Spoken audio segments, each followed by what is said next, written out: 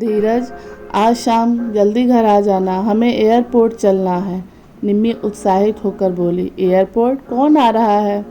धीरज आश्चर्यजनक लहजे में पूछा। आज शाम मम्मी आ रही है, उन्हें लेने एयरपोर्ट जाना है।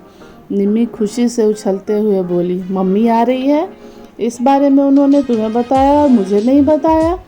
निम्मी की खुशी से जाहिर कर दिया था कि कौन सी मम्मी आ रही है, फिर भी धीरज अनजान होने का नाटक कर रहा था।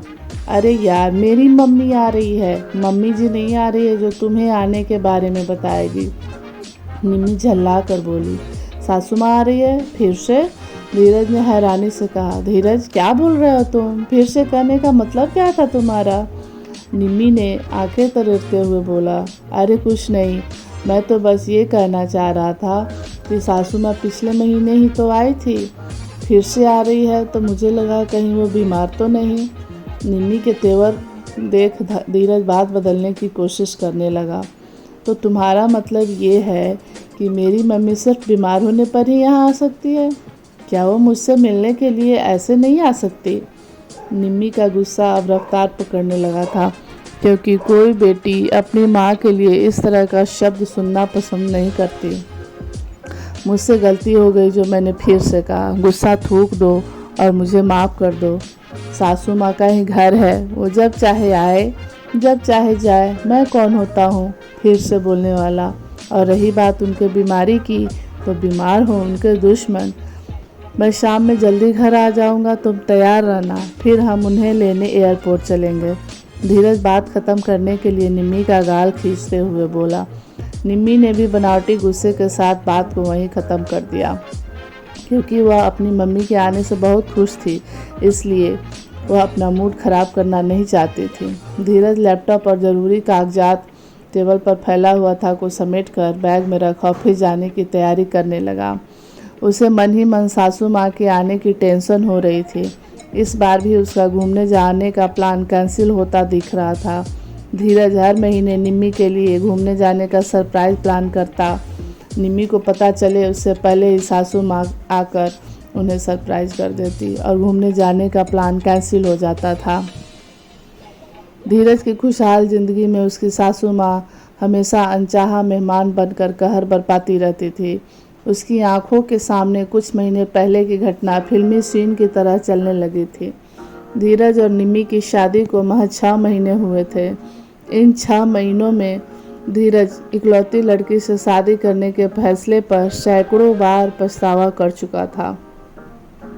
धीरज का इकलौती लड़की से शादी करने का एक कारण था, क्योंकि वह नहीं चाहता था कि साला साली के रूप में अनचाहे मेहमान उसकी शादीशुदा ज़िंदगी की रंगीनियों को बदरंग कर दें, क्योंकि धीरज अपने बड़े भाई नीरज की शादीशुदा ज़िंदगी में साला साली रूपी अनचाहे मेहमान से खलल पड़ते देख चुका था। धीरज के भाई बेचारे को नई दुल्हन के साथ अकेले हनीमून भी नसीब नहीं हुआ था।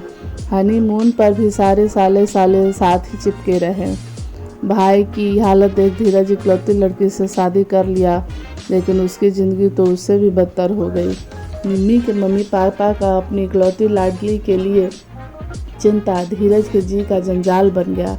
हर वक्त निम्मी या तो अपनी मम्मी से फ़ोन पर बात कर रही होती, या फिर नीरज मम्मी की बातें कर रही होती। जैसे ही धीरज रोमांटिक होता, निम्मी अपनी मम्मी पुराण शुरू कर देती, उसके अरमानों पर पानी फेर देती। धीरज की सासू माँ एक तरह से उनके साथ नहीं होकर भी कबाब में हड्डी बनी रहती थी।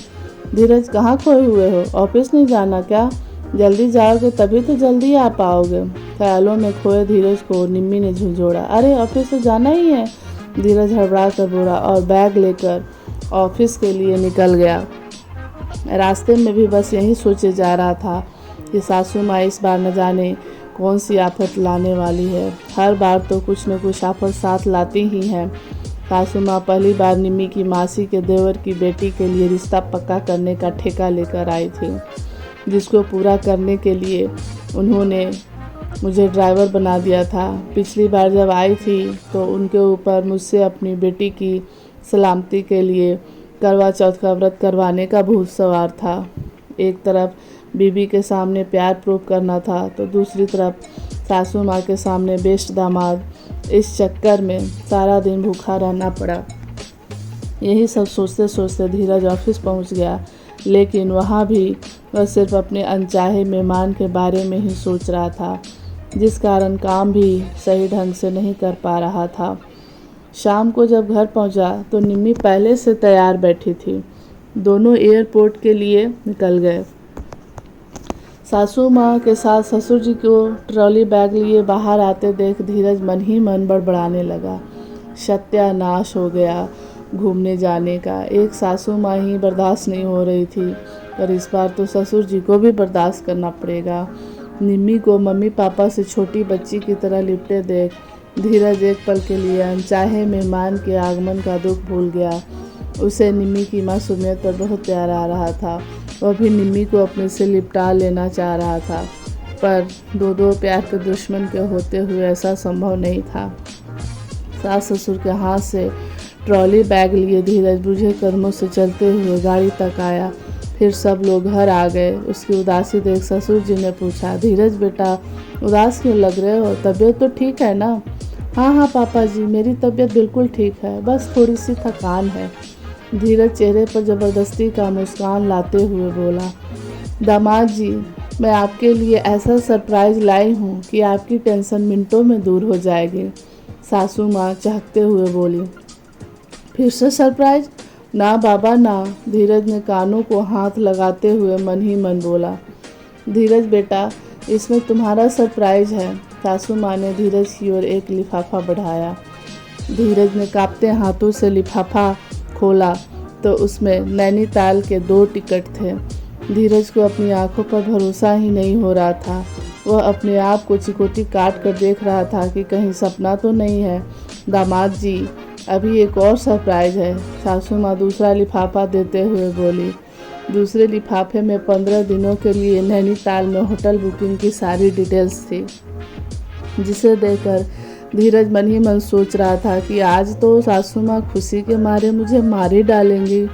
धीरज सासू माँ और ससुर जी को इस सरप्राइज के लिए धन्यवाद देते नहीं थक रहा था। धन्यवाद देने की कोई ज़रूरत नहीं है। शादी के बाद तुम दोनों कभी लंबे समय के लिए घूमने नहीं जा पाए थे, इसीलिए इतना तो बनता है। सासू माँ आंखों में प्यार भर कर बोली। धीरज को सासू माँ से ऐसे सरप्राइज की उम्मीद नहीं थी, इसलिए उसका दिल बाग बाग हो रहा था।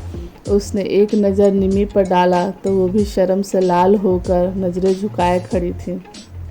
धीरज के मन में लड्डू फूटने लगे। सुबह से जो धीरज अपने अनचाहे मेहमान सासू माँ को मन ही मन कोस रहा था, वहीं अब मन ही मन अपराध बोध से ग्रसित हो रहा था। अनचाहा मेहमान कभी कभी खुशियाँ लेकर भी आता है। दोस्तों मेरी ये हल्की फुल्की कहानी आप लोगों को कैसी लगी बताइएगा ज़रूर। और हाँ, मेरे चैनल को लाइक और सब्सक्राइब करना ना भूलिएगा। धन्यवाद।